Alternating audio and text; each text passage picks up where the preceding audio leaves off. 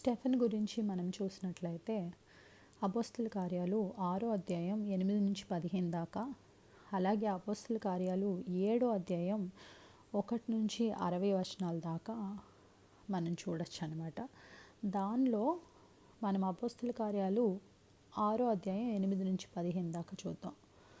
6వ అధ్యాయం 8-15. స్టెఫెను కృపతోనూ బలముతోనూ నిండిన వాడై ప్రజల మధ్య మహత్కార్యములను గొప్ప సూచక్రియలను చేయుచుండెను.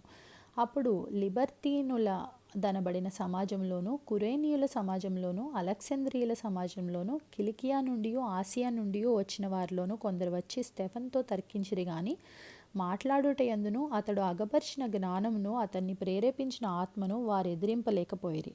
అప్పుడు వారు, వీడు మోషే మీదను దేవుని మీదను దూషణ వాక్యములు పలుకగా మేము వింటిమని చెప్పుటకు మనుషులను కుదుర్చుకొని ప్రజలను శాస్త్రులను రేపి అతని మీదకి వచ్చి అతన్ని పట్టుకొని మహాసభ యొద్దకు తీసుకొని పోయి అబద్ధపు సాక్షులను నిలవబెట్టిరి. వారు, ఈ మనుష్యుడు ఎప్పుడునూ ఈ పరిశుద్ధ స్థలమునకు మన ధర్మశాస్త్రమునకును విరోధముగా మాట్లాడుచున్నాడు.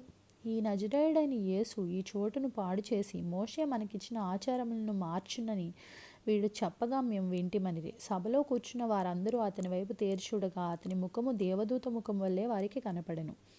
అలాగే మనం 7వ అధ్యాయం 54-60 దాకా కూడా చూసినట్లయితే,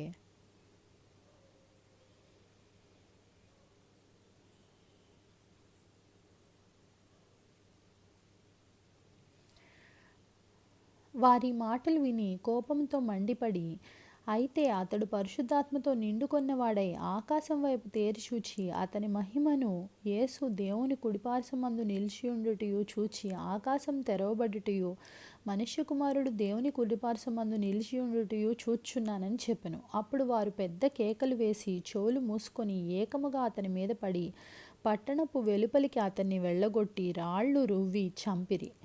సాక్షులు సౌలు అను ఒక యవనుని పాదముల యొద్ద తమ వస్త్రములు పెట్టిరి. ప్రభువును గూర్చి మొరపెట్టుచు, యేసు, ప్రభువా, నా ఆత్మను చేర్చుకొనుమని స్టెఫెను పలుకుచుండగా వారు అతన్ని రాళ్లతో కొట్టిరి. అతడు మోకాళ్ళూని, ప్రభువా, వారి మీద ఈ పాపం మోపకుమని గొప్ప శబ్దంతో పలికెను. ఈ మాట పలికి నిద్రించెను. సౌలు అతని చావునకు సమ్మతించెను. ఇక్కడ సౌలు స్టెఫెన్ చావుకి సమ్మతించినట్టు అక్కడ ఉన్నట్టు మనం చూడొచ్చు.